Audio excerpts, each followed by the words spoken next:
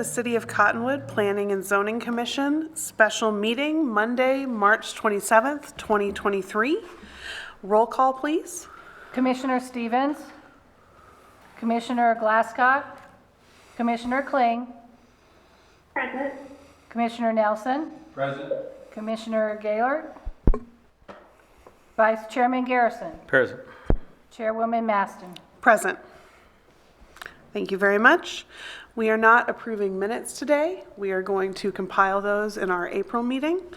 So our next order of business is going to be the informational reports and updates. Mr. Director? Thank you, Madam Chair, Commission. Just to remind everybody, we have another general plan meeting this Thursday at 6 o'clock at the Rec Center, and again Saturday at 10 o'clock. So if you want to join us, if you're able to make either one of those, we welcome the input. And that's all I have. Thank you very much. Our next order is call to the public. Would anyone from the public like to address the commission on any item not on the agenda this evening? If you would like to speak, you must fill out one of the forms in the back first, and then speakers will be granted 3 minutes each. Is there anyone here who would like to speak? All right, no one is coming forward, so I am going to move on.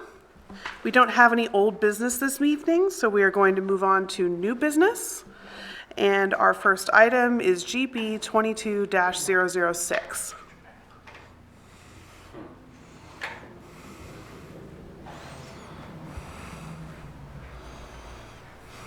Thank you, Madam Chair, Commission. I'm Tina Hayden for Community Development.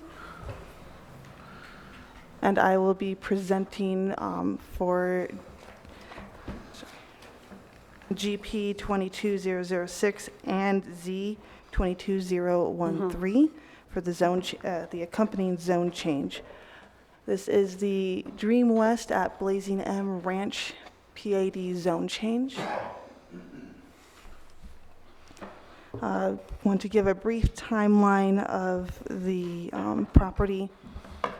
In 1993, Yavapai County approved the use permit for the current use as an entertainment venue. In 1999, they reviewed and renewed the use permit.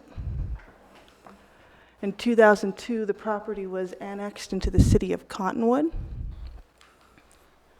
In 2003, AR-20 zoning was adopted through Ordinance 426. The AR-20 is agricultural residential.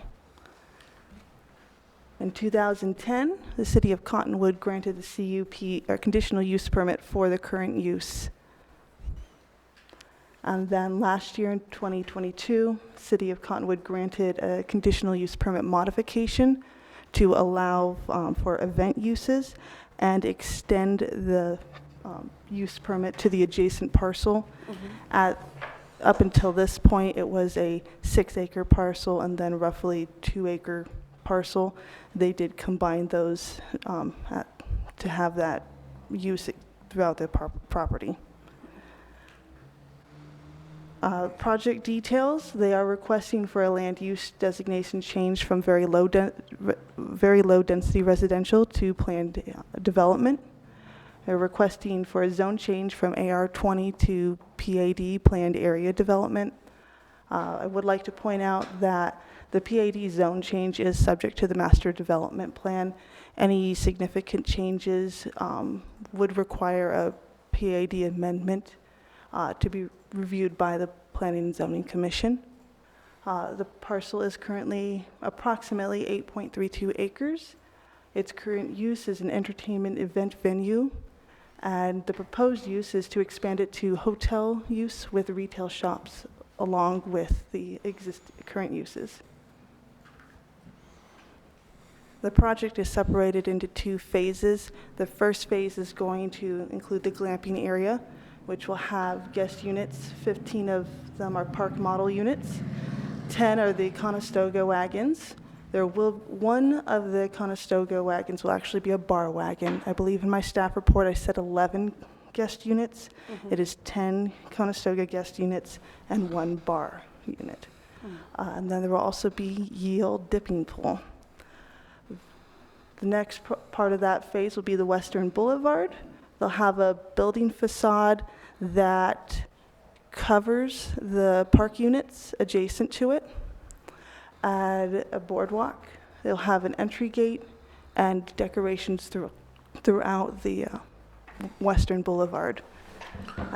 The ceremonial grounds will also have new landscaping as well. In Phase 2, they do propose 2 hotel buildings. Those will go in what is the parking lot area.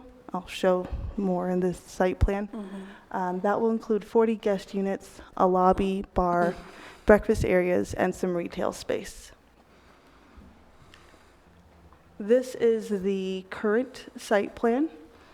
This up top is the existing Blazing M Frontier Town. This miniature golf area is actually going to be removed.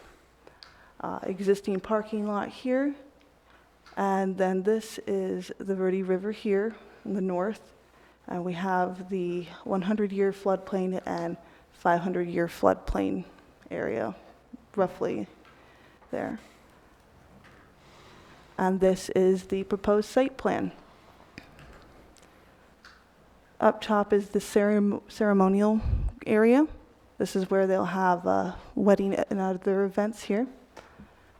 This is the Blazing M Frontier Town. This is the glamping area that they are proposing, the old dipping pool with the bar wagon there, the 10 Conestoga wagon units, and then the park units here.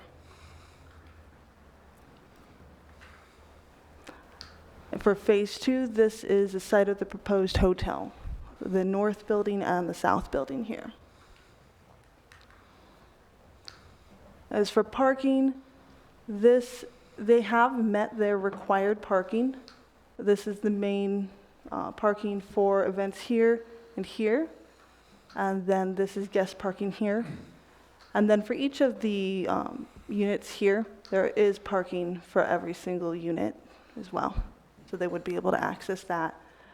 Over here on the east side of the property, this is state parks land. That is excess land. We have let the applicant know that we will need a access easement for this. We'll need to see that to show that they have the ability to access that for overflow parking. This is all the areas I've called out. Right here is where they are proposing to place 2 septic tanks to handle the needs for this property. They are not attached to any city sewer at this time. This is their proposed landscape plan. Right here is the ceremonial grounds and the glamping area. All of this will have landscaping throughout. And you can see the 2 septic tanks right here and here.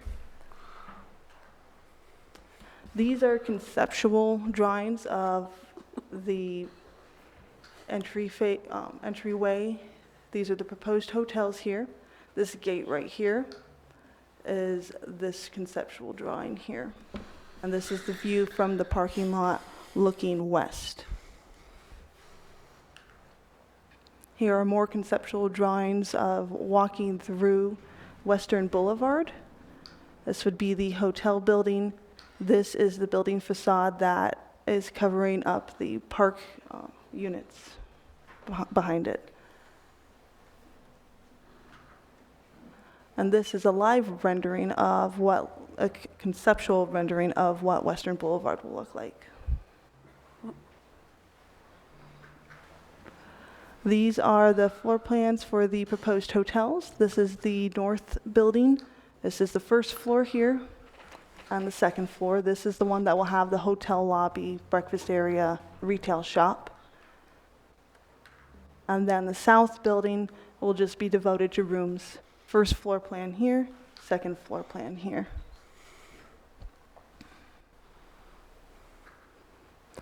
This is a conceptual picture for the swimming pool, and then a sketch rendering for what it will look like on site. These are the Conestoga guest units. Accommodate one king-size bed here, sleep two. This right here at the bottom left is just a conceptual image of what they're looking at.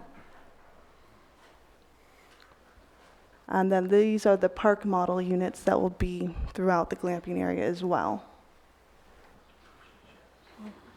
We have elevations here, and then these floor plans will have either 2 queens or 1 king in them. These are the materials and colors board. Again, this is fairly conceptual, may shift with the building facade of the hotel and the facade that hides the park units. Conceptual ideas for the sign and 4 other decorative elements throughout Western Boulevard. Conceptual ideas for the lighting, and this will be the restroom areas near the swimming pool area, and then the bar wagon. With any minor general plan change, it is required to have findings that do support the amendment. I have provided 2 objectives from the general plan. The first one is from the land use section. We're looking to have a range of attraction services and supporting facilities. The second objective is from economic development. We're working to have a cooperative marketing programs with other area attractions and activities. In the stipulations that were provided, staff did decide to make 2 changes to stipulation 3 and 4, and I will read those with the new wording. The first stipulation is just to be consistent with the master development plan that was provided. Second stipulation is that the project be consistent with code review comments where applicable and not superseded by the master development plan. The third stipulation will read, building permit applications for at least the first phase of the project shall be submitted to the city no later than 24 months from the date of zone change ordinance adoption. If this stipulation is not met, the city may act to revert the site to its previous AR20 zoning or extend the time by which building permit applications must be submitted. The fourth stipulation is also one that we did make a change to.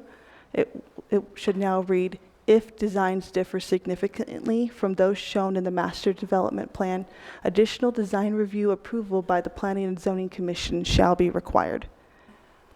Stipulation 5 has no change. This is requiring parking lot surfacing to be done during phase 1 instead of phase 2.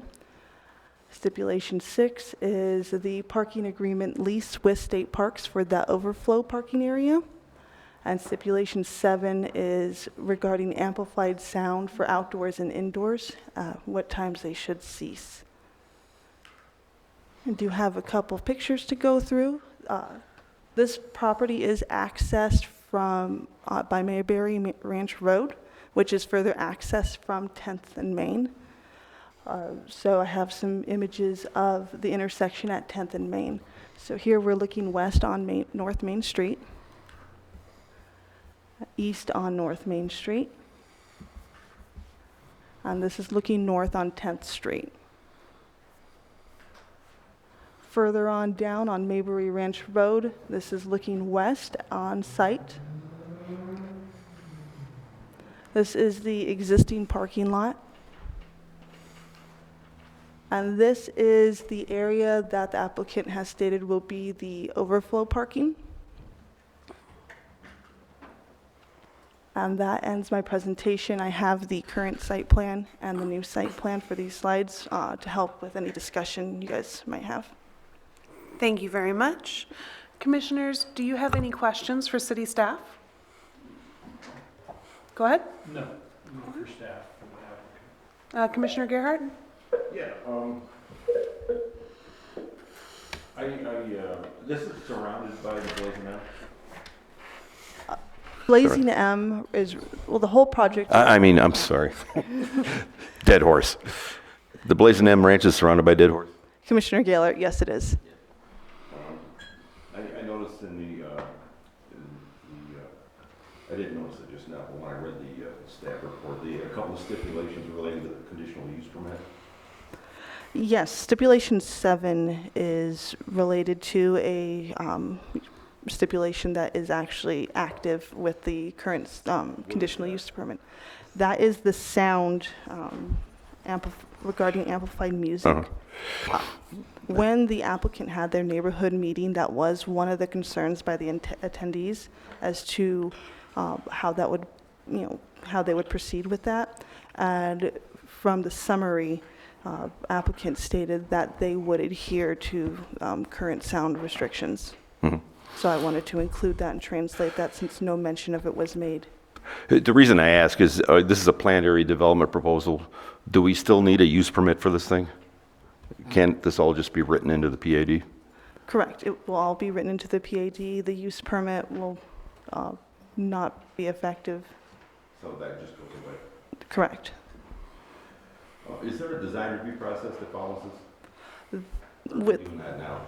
With the planned area development, it is essentially, with the master development plan, it's roped into the same thing. So, So there's no follow-up action on the design review. It's this right here. correct. Okay. I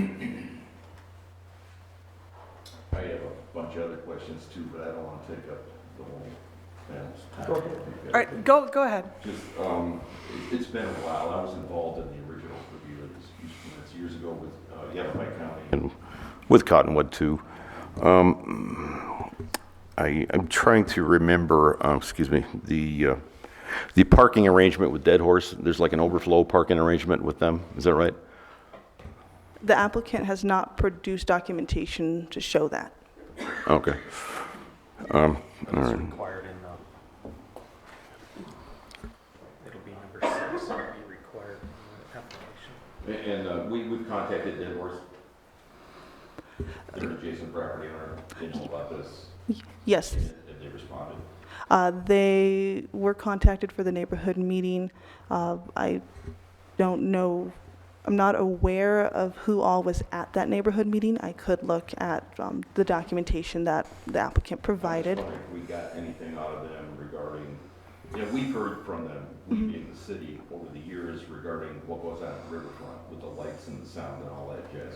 I just wondered if they had expressed any concerns about the potential for the level of activity out there, or any of that screening, lights, noise, all that. They have not contacted staff directly about this.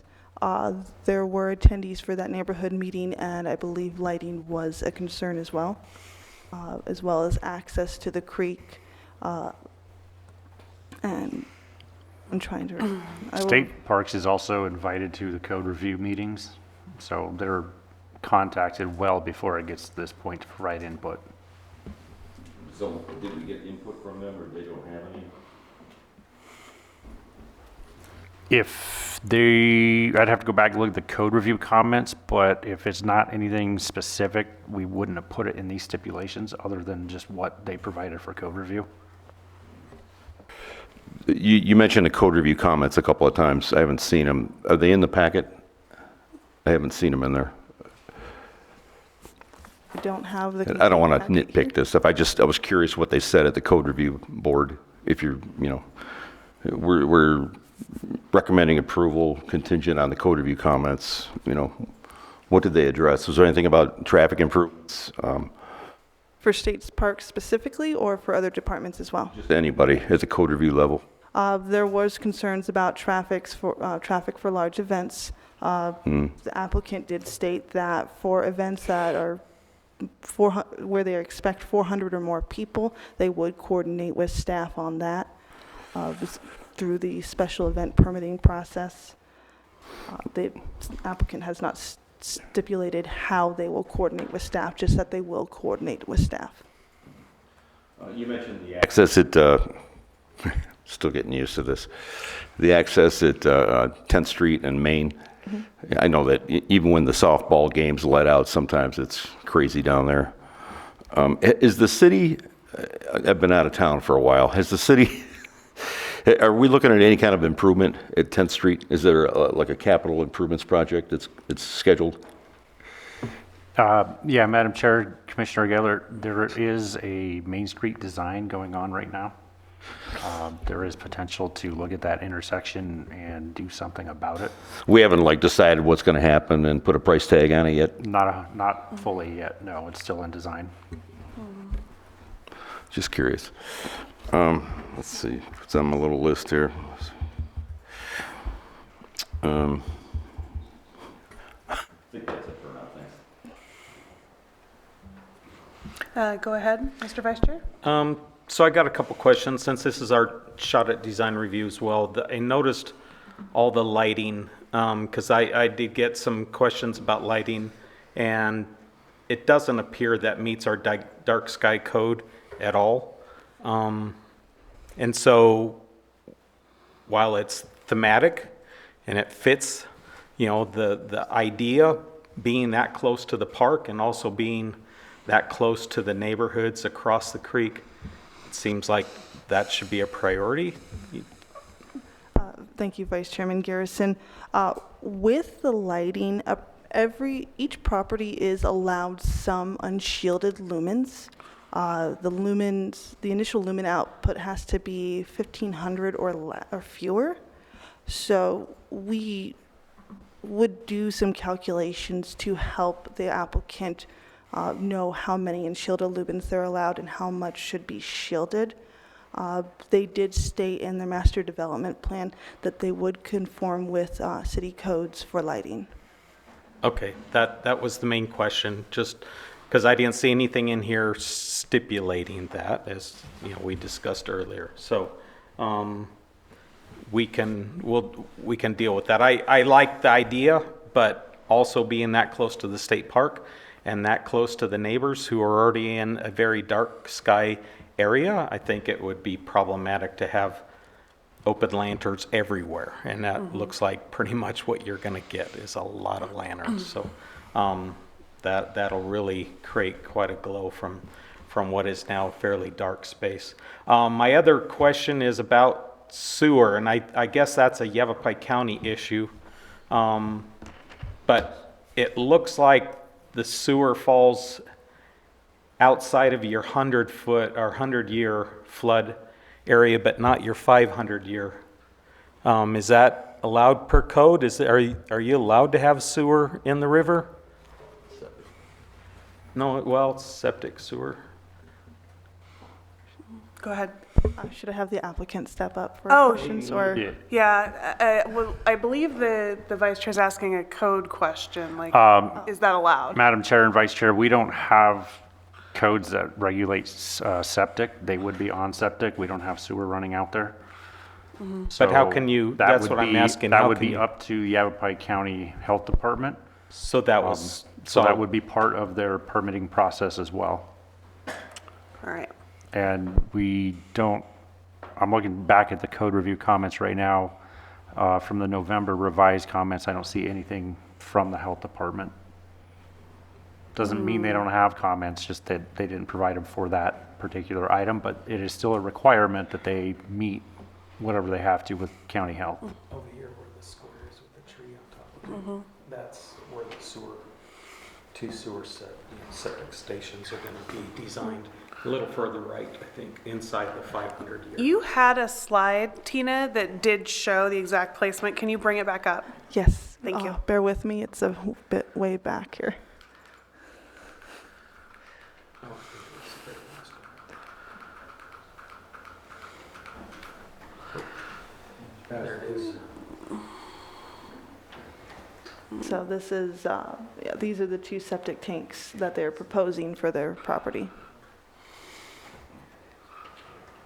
And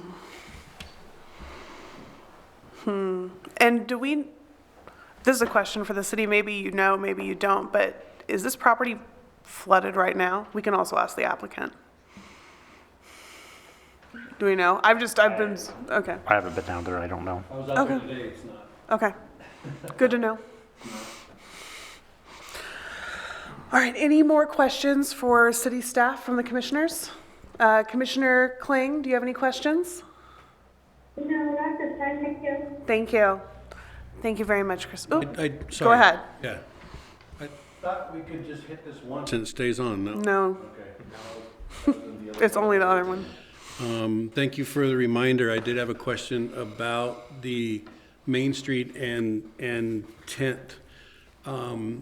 Just rough math, it looks like there's going to be potentially a couple of hundred cars coming in and out of there all the time. Why aren't we asking the applicant to put a traffic light up at that intersection to handle that new volume of traffic based on this development? Commissioner Nelson, that is typically requested by Public Works. I could follow up with Public Works Director to and have that question answered. And I'm not saying that it should be all the applicant's cost. There could be a shared cost between the city, Blazing M, but as you mentioned, as those activities, softball, anything coming out of there, it would be nice to have a controlled access point in and out. And I'm sure your guests would prefer it as well. Commissioner Nelson, I'd also like to add, Director Ellis had mentioned that there is a Main Street street project that's in design at this moment. So that may be why Public Works did not make any off-site improvement requests. Yeah, but once we let this go, it's gone. So I understand there may be a master plan for the Main Street thing, but here we are looking at it right now. Thank you. Thank you very much, Christina. Who's here on behalf of the applicant? Please. Pick someone, please come forward, introduce yourself for the record. Yes, thank you, Madam Chair, sorry, let me interrupt real quick. Madam Chair, Commissioner Nelson, there was a Public Works comment regarding traffic that depending on what happens with this, further development might dictate some of those off-site improvements. What those are, we would need a traffic study to determine. Okay. Thank you for your patience, sir. Please introduce yourself. Yes, thank you, Madam Chair, members of the Commission. My name is David Nicolella. I'm employed by Sefton Engineering, and we're representing the clients, Ryan and Peter Glass with Blazing M Ranch. As you're aware, they purchased the property several years ago, and they have envisioned what you saw here tonight. And I could start with the septic design. They have hired a professional in the field. It's Arizona Wastewater Design that has done some the percolation test out there and has determined that this can accommodate a septic system. They would take the fixture count, and then they take their tank design and their leach field design and submit that to Yavapai County. And then it goes through that process. And of course, it can't develop without that approval. They would need that sign off from Yavapai County. And through the research that we've done so far through the professional septic designer, this can work. And then as far as the events and the traffic at the 10th Street intersection, there was a lot of discussion on that, and that had to do with the timing of the events, trying not to have a wedding when there's a softball game, kind of working things around. And then whenever there's a wedding, the Blazing M Ranch would not be open because the weddings would then take the outdoor event into the Blazing M Ranch building for the music. The celebration more would be inside the building. And then all of the other entities, they take care of themselves as far as parking. And that would be more check-in and check-out kind of entrance and entry. The traffic would be more for check-in and check-out for the rest of it. And then the state land, they've been involved right from the beginning, and Ryan will have some more information about the dialogue that they've had in person. And they did show up for the technical review meetings, and they were very helpful with their input. All right. Do any of the commissioners have questions? Go ahead. Are you also a traffic engineer? I am not. I'm not smart enough for that. Are you representing the applicant? Yes, yeah, our Sefton Engineer. Use and the manner of the use and all that. Yep. Luke can answer more of the technical questions. Events, what are they? I mean, I have an idea what they are, but maybe. So Ryan would be more appropriate for answering that, yeah. Let's swap. Yeah, because he Please has a come whole forward list and of introduce yourself for the record. And one at a time, gentlemen. Thank you very much. Thank you, guys. My name is Ryan Glass. I'm one of the owners of Blazing M Ranch. And thank you, first of all, for having this meeting, special time. We appreciate it. So events, would we like to go there right away? The events that we're looking at do not stray too far away from the dinner theater events that currently happen, mostly on Wednesdays, Thursdays, and Saturdays. Sometimes we do have a Tuesday or a Friday event. We are looking at doing between 4 to 8 weekends of community-based events, such as our Spring Fest, our Oktoberfest, and our Summer Festivals that we've been hosting for the past year and a half. We've been getting a lot of support from the community at these events, and we have leased that side lot from Arizona State Parks for those days. We also have a continued lease for upcoming events for 2023 that we are just signing with George and his staff. And we've even been in talks with Bob Broscheid, who's the director of State Parks, who is very excited about our project and is in support of the land lease to the east of us, I guess you'd say. How many events in a week or a month or a year? What kind, what's the volume? So right now, our events range between 100 and 200 people a night for our dinner theater. Okay. And we would be adding in phase 1, 26 guest rooms, which would be another 26 cars. Okay. So in general, our parking lot now can accommodate approximately 110 parking spaces. And we'd just be adding 26 parking spaces to that.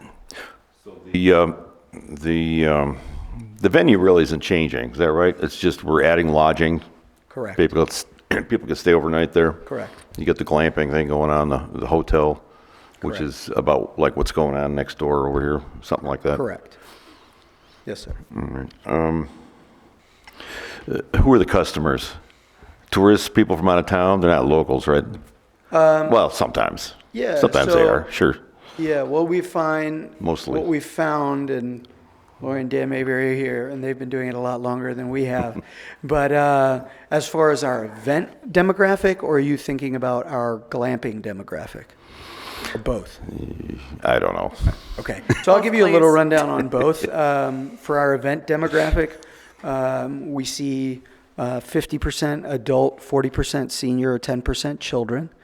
Out of that market, we're probably seeing 20%, 25% Arizonans, 75% out-of-town visitors into the Sedona and Verde Valley communities that come to our dinner theater shows. And then for out-of-night, overnight guests, we expect that most will be tourists from a little bit further, obviously, since they need accommodation. So the lodging is key to the venue, correct? The lodging is the key to the success of this land use. Well, I guess what I'm getting at is, these hotels are always booked up. If I'm looking for a room, can I call you guys? You would be able to. It would be a public hotel. I just wondered if you had to be like part of the venue situation. No, and you wouldn't need to have apart from all that. Right, you wouldn't need to have booked for the dinner theater to stay at Dream West. So the lodging use is in addition to what's been going on there for, I don't know, 20 years? 28 years. 28? Yeah. Yeah, correct, sir. Okay. Any further questions for the applicant from the commission? Go ahead. Yeah, thanks for coming in tonight. Appreciate it. And yeah, it's not a problem for us to do this because we want, or at least I want something like this out here. I think this is a really good thing to do out there. I was out there today. I've only been out there a couple times. I was out there today just kind of looking at everything, and it makes a lot of sense to do what you guys are doing. one way in and one way out, and I know this is already in place, but have we heard from the fire department or anybody concerning that? Because as we know, something happens at that juncture of your one way in and one way out, you have a lot of guests that are stuck. Yeah. So are you guys going to address that? If so, how? So yes, we have had several meetings, Dave and I, with the fire marshal and Rick Contreras, and we have not only assured that all our roadways will be compliant for our fire safety trucks and water trucks. There will be actually a significant amount of circulation. Do you have that laser? Could I borrow that laser pointer, or you want to do it? So when you come in, there is that one point of entrance, right? And there's a flow that goes, as Tina is pointing out, there's actually 3 or 4 roadway systems where people will be able to move around. So if, hopefully never occurs, if there was a fire, the parking lot would be a safe designated area, as well as the overflow parking to the east. And seems like the fire marshal has been comfortable with that. Okay. And the overflow parking, that was another question. Is that your property? No, sir. That is Arizona State Park. So there's going to be a memorandum of agreement with everybody to use that for Concessionaire land lease, yes, sir. Very good.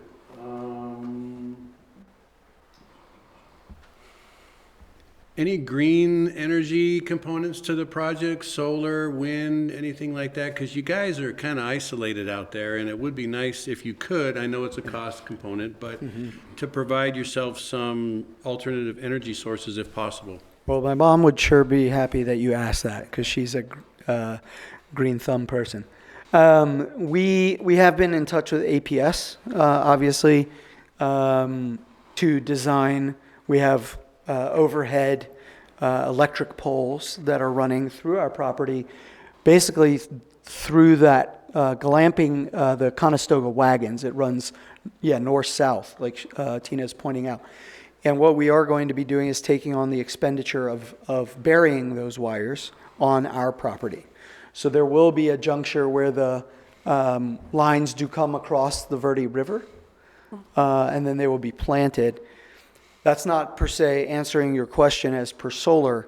I think it's something we would like to look at, and if cost feasible, especially for the hotel, as long as we can. We're trying to really become a thematic area, something that will be well known and put, Cottonwood even more on the map.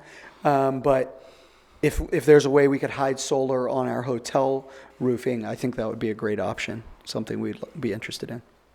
Sometimes folks come in late at night for glamping and their hotel stays. There are no lights on that access road currently, correct? There are none. Are you guys planning on putting any new signage or anything from Main Street to help people who are, because I do a little RVing myself, and boy, when they come in late, you're really confused to a new area. So the short answer is we would love to put some signage and lighting. And if we had to incur some of that cost, I think we would be okay with that. The problem is we don't own any of that land. All of that land that is an easement, so we're along that easement, right? So our land only starts, you see where that blue line is. That's our lot line. So that whole entry road that's called Mayberry Ranch Road, which has a nice ring to it, is not owned by us. So I can't just go and plop up, obviously, shielded lights, similar to the ones they have at Dead Horse Ranch. But we would like to. And if there was a way also to put some signage saying kind of Dream West this way to help visitors and to help people coming to the Blazing M, that would be of great support to us as well, I think. And finally, which should have been my first question, I'm a little out of sorts, safety and security. You guys are going to have a lot more guests. You're going to have now hotels, covered facilities and things like that. What are you thinking about in terms of addressing your security concerns? Sure.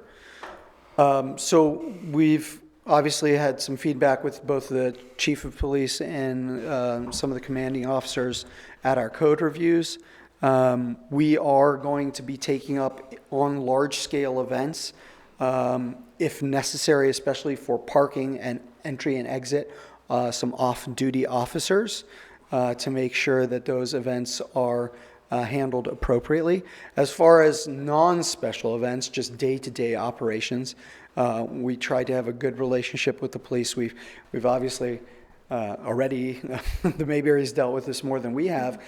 We've had teenagers from the skate park and other, I guess, can't say all teenagers because they haven't all been found, doing donuts in both the Arizona State Park land and in our parking lot. And we've developed a good relationship with the police where they've been very supportive. And when it happens, we have cameras now set up. We are going to have a much more detailed security system when this development happens. And we would work with local law enforcement to make sure it's safe, very safe for our guests, because obviously we wouldn't want something to happen to anybody either coming for an event or coming for an overnight stay that wouldn't look inviting to future guests. So, Perfect, thank you. Those were great answers to my questions. I appreciate it. thank you. Any questions, Mr. Vice Chair? Any further questions? Commissioner Kling, do you have any questions? Not at this time, thank you. All right. Thank you very much. Could I just address one thing? Yes, please. Oh, I sorry. also have a question. Oh, good. As according to Dark Sky, I know that was a concern that was brought up earlier. We love our dark sky out at the Blazing M Ranch. My wife and I go for frequent walks at 10 o'clock after everything's said and done and we've done a show, and we love looking up at the starry night sky. I think it's going to be very good for our prospective customers to have a dark sky environment. So our intention is really, especially at night, to keep our lights shielded, as low impact as possible. Obviously lit pathways, so for safety, people will be able to, get around and see where they're going to their cabins. But this is going to be a real, that's why it's glamping. It's kind of more like camping. It's glamorous camping. And that's where the Wi-Fi and the bathroom in your unit comes in, and maybe, some nice soaps and conditioner in your unit.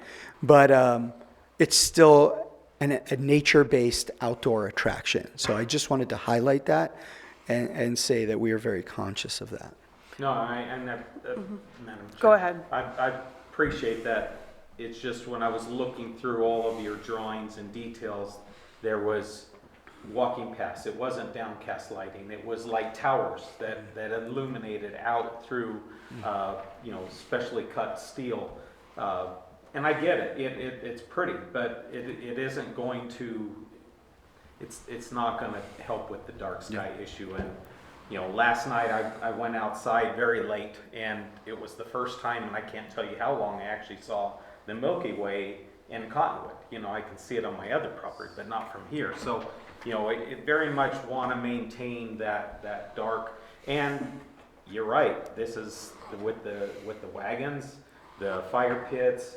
You want to evoke that outdoor feeling, that theme, and so it would be to your benefit to keep it as dark as possible. But I also saw nothing but tons and tons of hanging lanterns, and those will just not do anything to meet your dark sky quota. So I just wanted to bring it to everybody's attention, talk about it, because it was something that I was asked about. So. I appreciate it. Okay.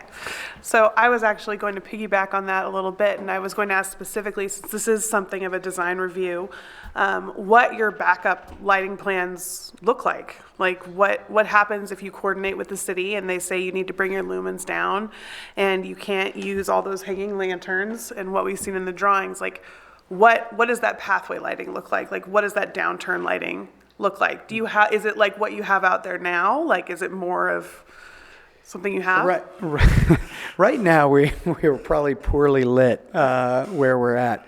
Our parking lot does have down lighting on our parking lot, which we illuminate at night, obviously for our patrons who leave the show. I don't quite think I have in my back pocket a You don't have backup plan, but I would say that by agreeing to the city ordinance of the dark sky ordinance, we're not going to be able to go through with our lighting plan unless it conforms to what the city staff approve. That said, it won't be, we obviously want this to be thematic. So yes, like you said, those cutout steel things. So, Vice Chairman, they look cool. But at the end of the day, I think what trumps looking cool for us is the guest experience, and that dark night sky, like I said, is very important to what I believe the guests are going to come looking for. Okay. And then have you been coordinating with the Friends of the Verde River at all, since you are right there? Yes. So we've met with the Friends of the Verde River a little bit at some of the Tourism Advisory Council meetings that Tricia Lewis has had. We've talked.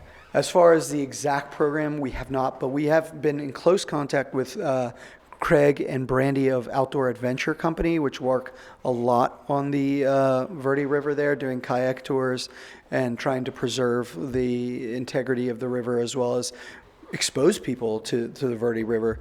Our intention, we don't own, obviously, our land, as you can see on the dotted line. We don't own into the river except for this small corner in the northwest corner. Right there, we own a small, nope, keep going, Tina. Yeah, right there. We own a very small smidgen into the river. And that is where we were looking at putting, some dock access there. So short answer is, I wouldn't say we've been best friends with the Friends of the Verde River, although we've supported them by giving them tickets to different things, but we want to be friends of the Verde River.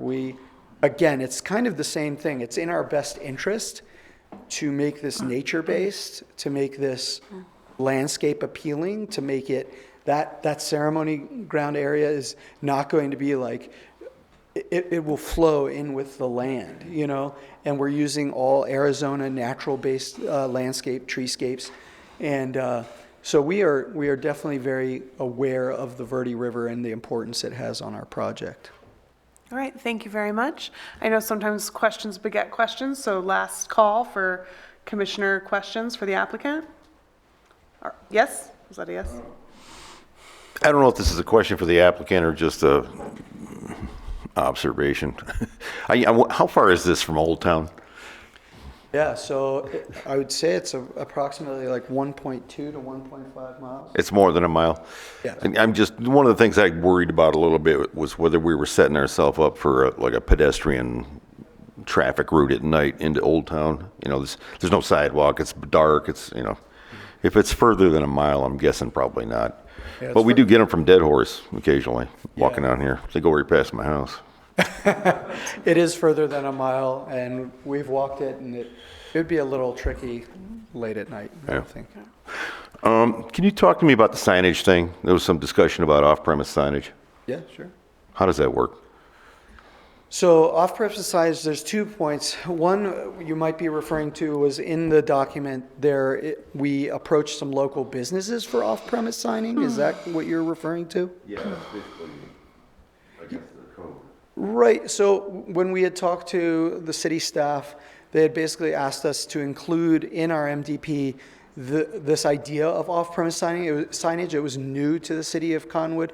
I have a house in Prescott, and if some of you have been over to Prescott Valley, whenever they're having events at, let's say, the Findlay Toyota Center, or Findlay Center, I guess it is now, or at the Prescott Center for the Arts, or for the 4th of July celebrations, there's often those like 2x8 or 3x6 signs, vinyl signs that would go on corner lots.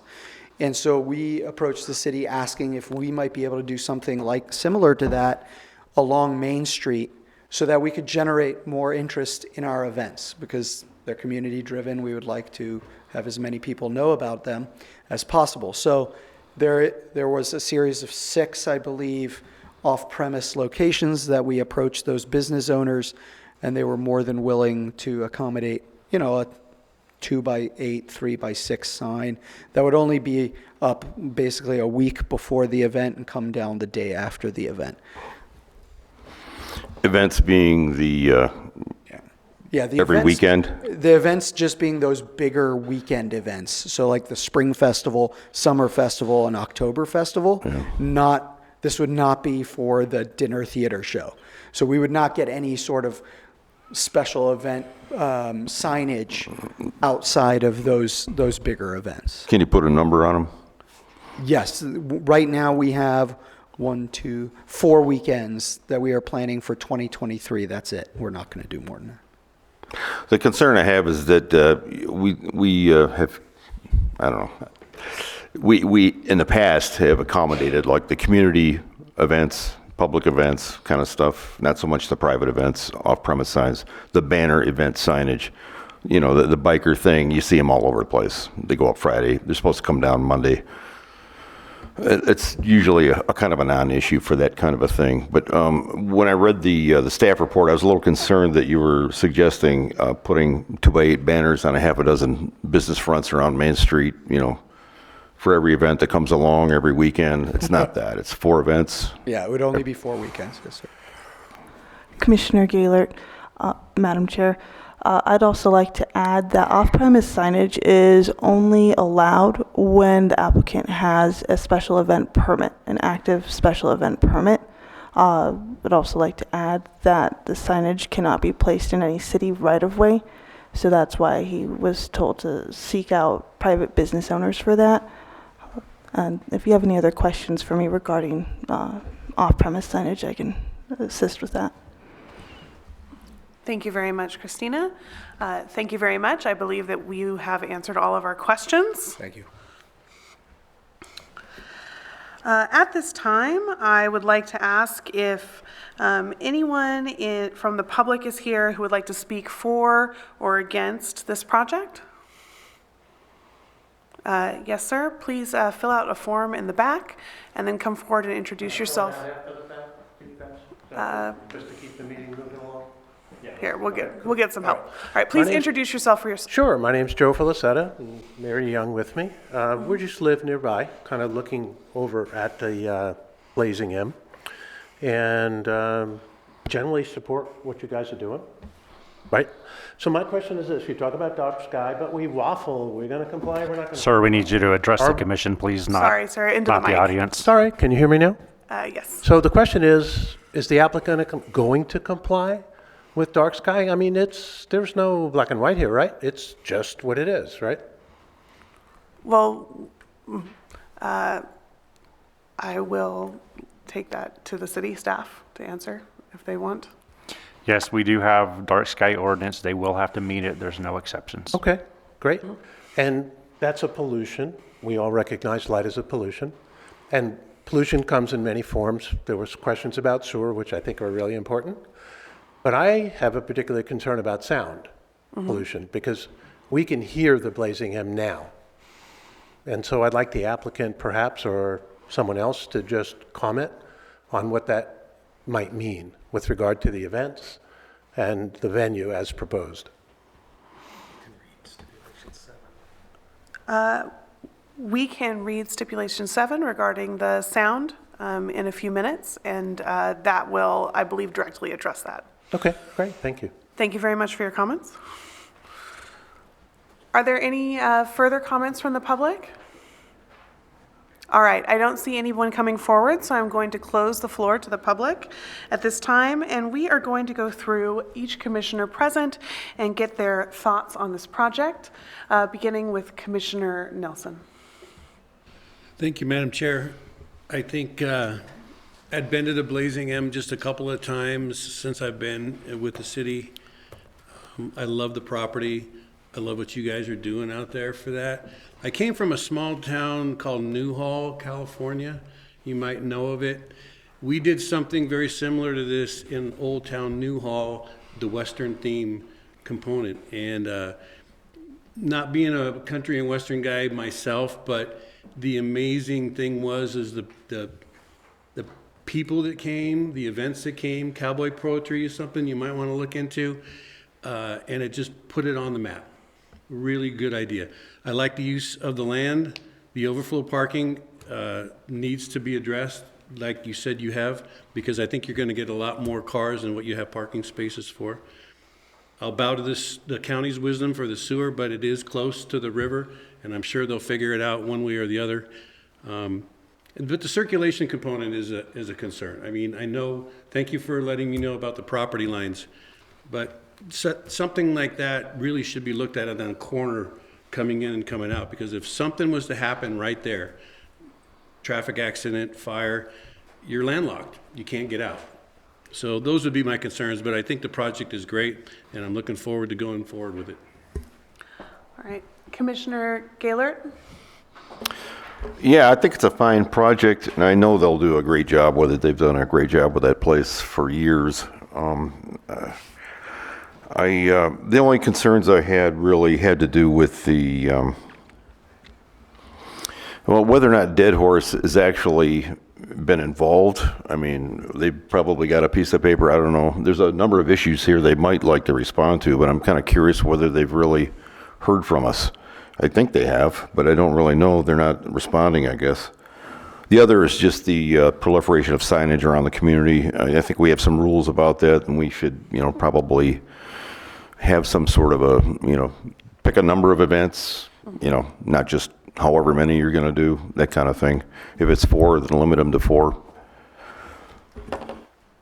Okay. Commissioner Kling, your thoughts? Thank you. So I'm actually to speak to the operations expand here. I mean, they're doing a great job. I would concur with the rest of the commissioners that have already spoken on these topics, the sewer, the lighting, the traffic. I mean, those are all concerns, but I do trust that the city will aid them and garner clients. That intersection at 10th and Main that's been mentioned can be a little tricky even without the added traffic because it's not a perfect T intersection. So whatever we can do there, I would encourage. But otherwise, yeah, I'm excited to see it come to fruition. Thank you very much, Commissioner. Vice Chair? Yeah, so there's so much to unpack in this whole presentation. I love the idea of having the glamping experience there. I like the tent. They're doing that down at the RV park out in Camp Verde. I think that's a great addition. Really lends itself to the theme with the frontier town and all that. I know the idea of putting in the park models and more camping on site has been a thought for a long time. It's kind of nice to see it come along because I think it'll do nothing but grow and promote your brand and make it a more usable and family-friendly venue, which is definitely something we'd love to have in this town.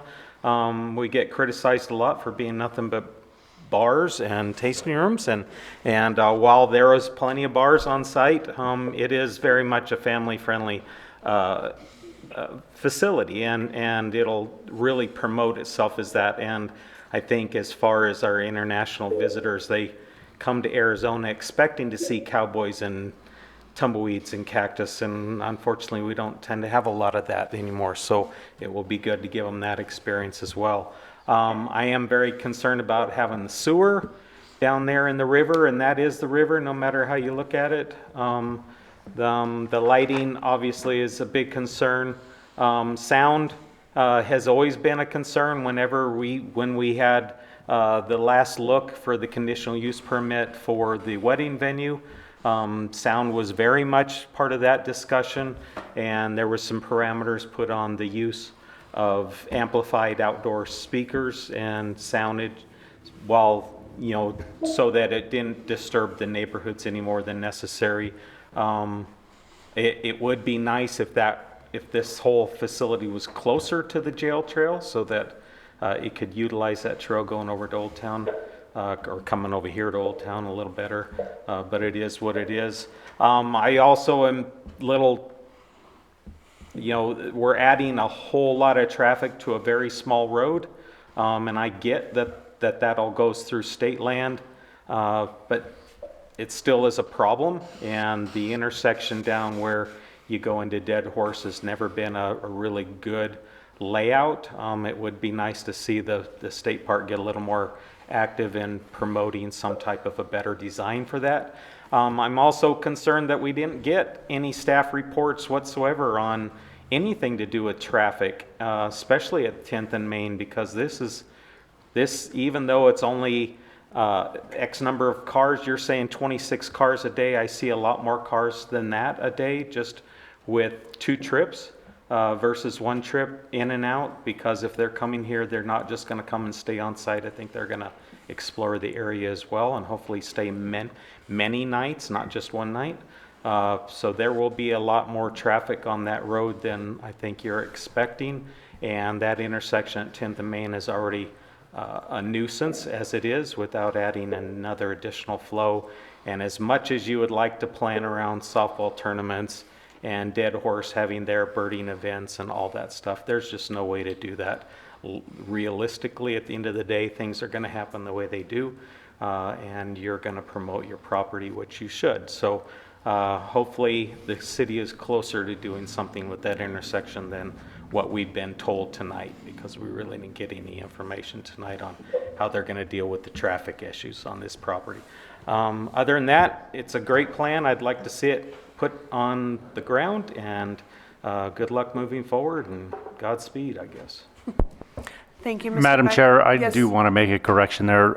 As I mentioned earlier, the city is designing Main Street improvements through that area, including the intersection at 10th and Main. We are looking at a possible roundabout, see what the feasibility of that is. So there is something happening. Thank you very much, Mr. Director. I didn't mean to say that nothing was happening. What I said was that we weren't presented tonight with any plans to actually get something done. It's been being talked about for years. When I was on council, that intersection was a topic of discussion, and yet here we are 6 to 8 years later, and it still hasn't been taken care of. So I'm just a little concerned that we're not continuing to move forward with getting something done, yet we're continuing to add to the level of impact that we're going to have on Main Street, especially now that we've created the 1-lane system up there. Thank you, Mr. Vice Chair. Please introduce yourself. Chairman Go ahead. and Vice Chair. I'm Rudy Rodriguez. I'm the interim city manager for the city of Cottonwood. What Scott has said is actually true. We have been designing the Main Street project all the way from our city limits all the way down to Walgreens, and we'll be starting at the 10th Street and working our way both directions. With the Public Works will be coming with a presentation to start the design work and get plans for we already have about 30% plans for the roundabout at 10th Street. And if council has been real supportive of that particular project as well as the rest of it, and we plan to start there as far as because we know that's probably the most problematic intersection that we have. So there are plans already, and I know we've been talking about it for years, but I think it's going to come to fruition, if not next year. It'll be the following year after that, but we will have something going on pretty soon. Mr. Rodriguez, Thank you. Would it be useful to the city for us to add a stipulation about coordinating with the applicant regarding that roundabout plan, or no? I don't think it would at this matter. It's already a code review comment. Got it. Right. Thank you very much. Thank you. Okay. Thank you. All right. So my personal feelings on this project, I'm excited about this project. I think in general it's a beautiful project. I have a few very specific reservations. They tend to be in line with some of my commissioners, in particular my vice chair. I do have concerns about that septic. I have concerns about the fact that it is basically in a floodplain. It's adjacent to the river. And I am wondering, and this is a question for the city staff, if there is a way to add a stipulation about testing the groundwater and or soil health in the area of those septic tanks on a semi-regular basis going forward, and can we add that as a stipulation? Yeah, Madam Chair, the commission could add any reasonable stipulation you deem necessary. Is that something the city could help coordinate, though, if we do add it? Because it is a septic system, it's more in line with the Yavapai County Health Department. Tough. And we can't dictate what they do or don't do. Would the applicant be willing to test every 3 years or 5 years? the groundwater there, I would like to add a stipulation to that effect. The applicant doesn't believe it's overly onerous, and I think it would be good to have that data, if for no other reason, to be able to assure the public that despite floods or rain, that Verde River water and the groundwater in that area is always safe, despite the fact that you have a 400-person supporting septic system. Madam Chair, could we word that to say that we stipulate that city staff works with the county health department to make sure that the sewer system is working correctly on a 5-year basis or something like that? I just don't want to put the impetus on the city or the county because it becomes a jurisdictional issue, whereas if the applicant is responsible for doing the testing and they seem open to it, then we know that it will happen. It's a pretty simple water soil test. Okay.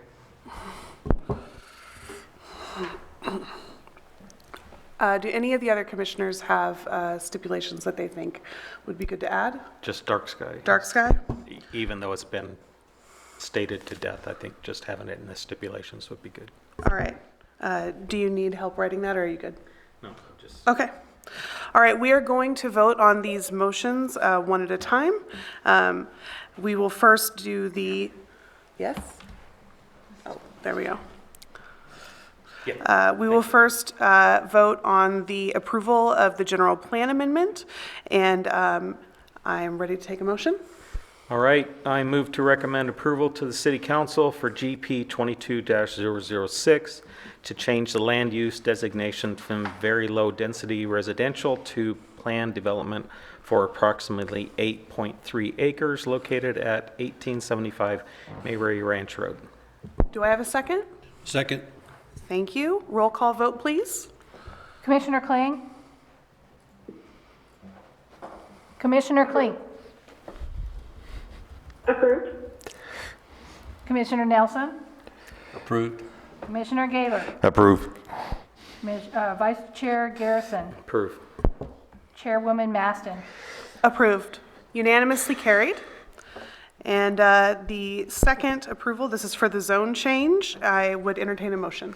Move to recommend approval to the City Council for Z 22-013 to change the zoning classification from AR 20 agricultural residential to PAD planned area development zone for approximately 8.3 acres located at 1875 Mayberry Ranch Road. Number one, the development shall be consistent with the master development plan reviewed by the Planning and Zoning Commission dated March 27, 2023. Number two, the development shall be consistent with code review comments dated May 3rd, 2022, September 30th, 2022, and December 2nd, 2022, and December 13th, 2022, where applicable and not superseded by the master development plan. Number three, the building permit applications for at least the first phase of the project shall be submitted to the city no later than 24 months from the date of zone change ordinance adoption. If this stipulation is not met, the city may act to revert the site to its previous AR 20 zoning or extend the time by which building permit applications must be submitted. Number four, if design differs significantly from those shown in the master development plan, additional design review approval by the Planning and Zoning Commission shall be required. Number five, the parking lot shall be resurfaced during phase one of the project per the surfacing standards set in section 406.C.2.D of the zoning ordinance. Number six, the applicant shall provide a parking agreement lease with state parks to staff prior to the issuance of building permits. Number seven, any amplified sound outdoors shall cease at 10 p.m.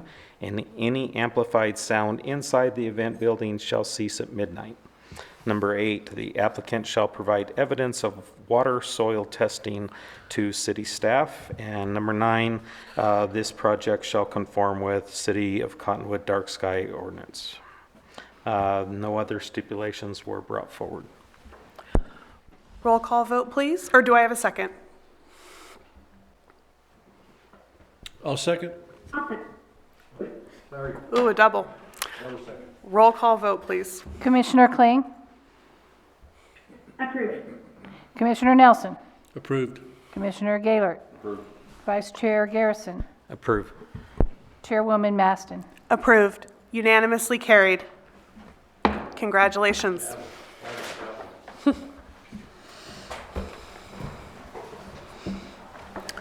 And those are all of our projects for this evening. I believe we do not have any discussion items. Whoops, lost my place. Are there any suggested topics for future meetings? All right, I make a motion to adjourn. Do I have a second? Second. All right, meeting adjourned. Thank you. Sweet freedom. Thank you for putting up with